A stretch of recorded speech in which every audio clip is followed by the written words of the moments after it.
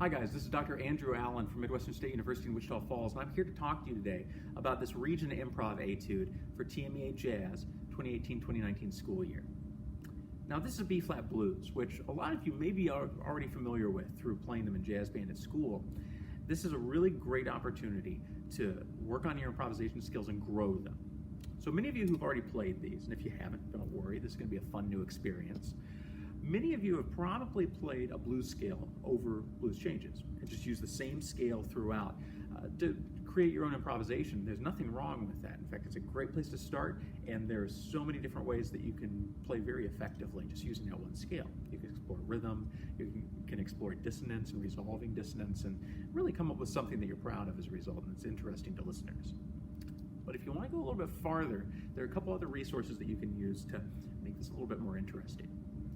One of them, you can actually use another blues scale in addition to that concert B-flat blues scale. So we're going to be using our G blues for altos and baries. We're going to be using our C blues for tenors.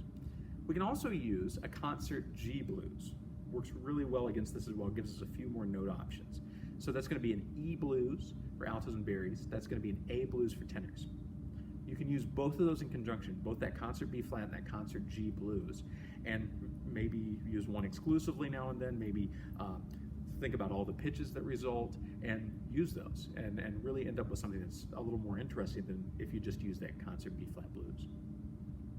Now, if you guys want to step beyond that a little bit, then you need to take a look at these chord changes that you have. Every blues is made up of a very particular chordal harmonic structure, so we need to be able to understand that. Say, for instance, in this beginning, I got a B-flat concert major minor 7 chord, dominant 7th chord. Anytime that you have a capital note name and you have just a 7 next to that, that's what we call a major minor 7th chord, a dominant 7th chord.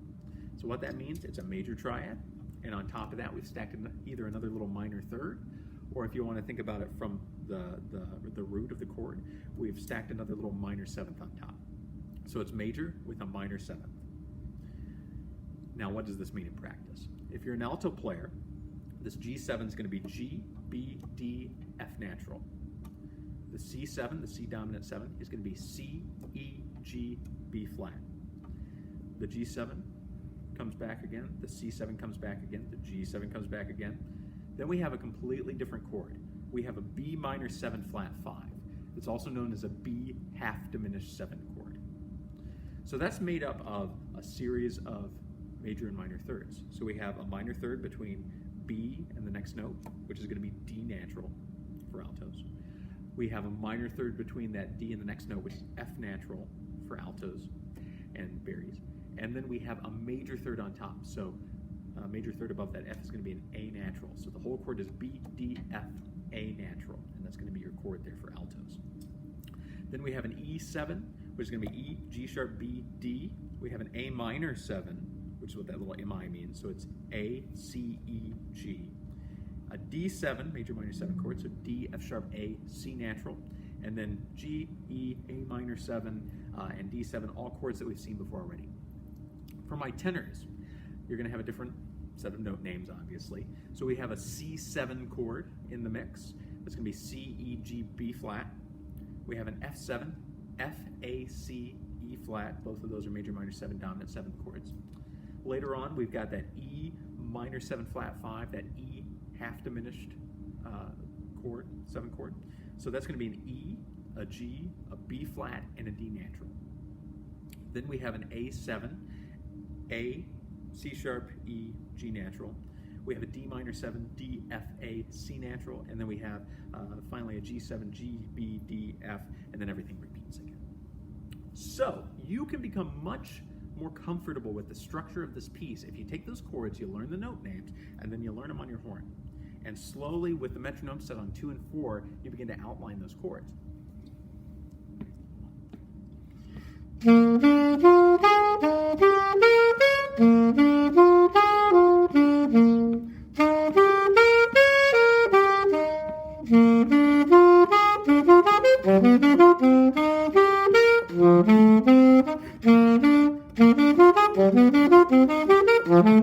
Etc. Sorry about the time thing.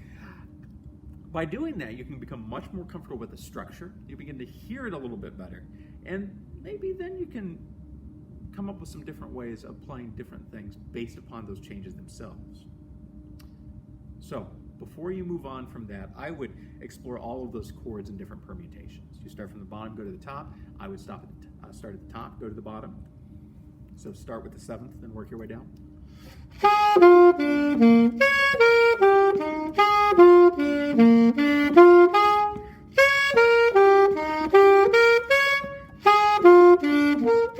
Etc., etc., etc. You do that, again, it's going to give you an extra level of comfort.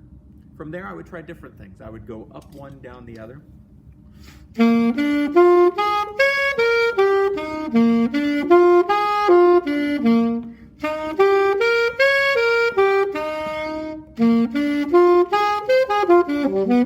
Etc., etc. Try different permutations, different combinations to put yourself out of your comfort zone so that you can become much more comfortable with that structure.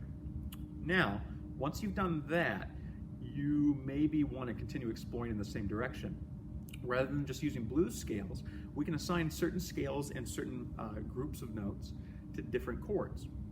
For instance, every single one of these major minor 7 chords, these dominant 7th chords, you can play what's called a mixolydian mode or a mixolydian scale over every single one of these. Now what's that? Very simple. Mixolydian mode or a mixolydian scale is a major scale with a lowered 7th. For instance, G mixolydian, which is what altos and baries are going to play on that first chord, is going to be G, A, B, C, D, E, F natural, G. C mixolydian for altos and baries is going to be C, D, E, F, G, A, B flat, C, etc. Every single, one of these major minor 7 chords, you can play a mixolydian over it. And any pitches on a mixolydian scale are going to sound pretty okay. Some are going to sound more okay than others, but they'll work for you. Now, same thing with tenors. If you guys have this C major minor 7 chord, you can play C mixolydian, C, D, E, F, G, A, B flat, C. For this F mixolydian, you can play F, G, A, B flat, C, D, E flat, F. Do the same thing with all these major minor 7 chords. When this B minor 7 flat 5 or this E minor 7 flat 5 come up, you'll need a different scale. You're actually going to use what's called the whole step, half step diminished scale. So you're going to go, for altos, you're going to start on your B. And you're going to do alternate whole steps and half steps. So you're going to play B, C, D natural, E flat, F, F sharp, or G flat, G sharp or A flat, A natural, and B. For tenors, you guys are going to play E, F natural, G, G sharp, A sharp, B natural, C sharp, and then finally D, and then E. I had to think about that for a second, sorry. So you can play those scales over those changes. And finally, the one other different chord that we have is that A minor 7 for altos and baries, and that D minor 7 for tenors. And you're going to play what's called a Dorian mode over that. It's a lot like natural minor, but you're going to raise the 6th scale degree by half a step. So for instance, this A Dorian,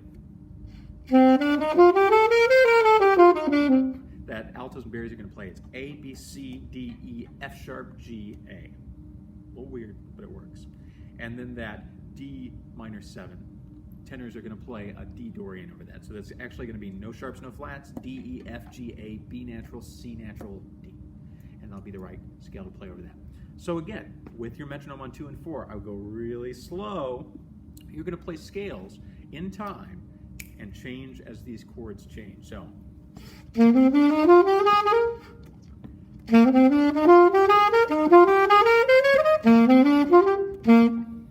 Sorry about that.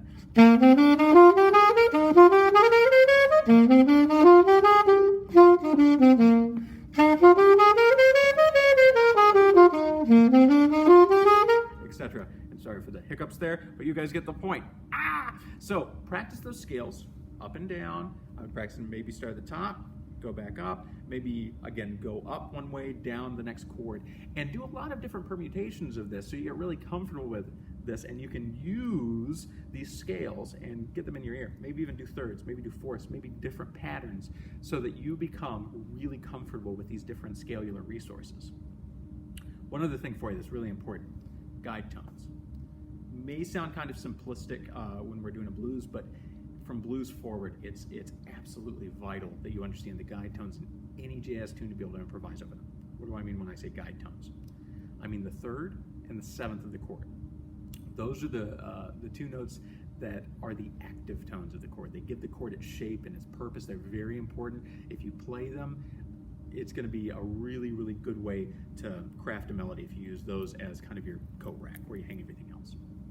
So I would go ahead and practice these guide tones. Take the third and the seventh of each chord.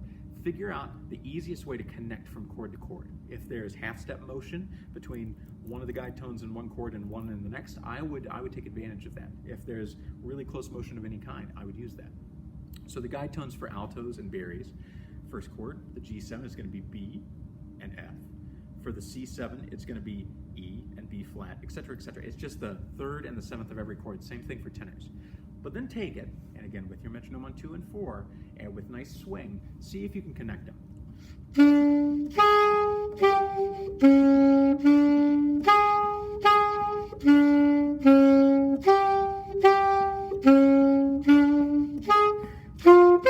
Etc., etc., etc.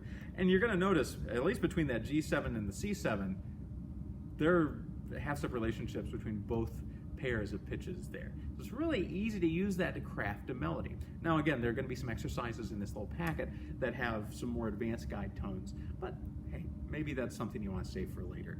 Maybe just get your arms and your hands and your mind wrapped around that first before you try those. After that, you should probably try little bits of improvisation. Think something in your head that you want to play, and then see if you can get it to come out. And just keep practicing that, because ultimately, it's not about all this technique, and it's not about just doing something automatic. It's about taking what we actually hear within our inner ear and bringing that through our horn out into the world. Direct expression is what this is all about, and I hope these few pointers have really helped with that. If you have any questions, any comments, anything at all, please don't hesitate to email me at andrew.allen@mwsu.edu or get a hold of me through my website, allensax.com. I wish you all the luck in the world, and I look forward to speaking to you later.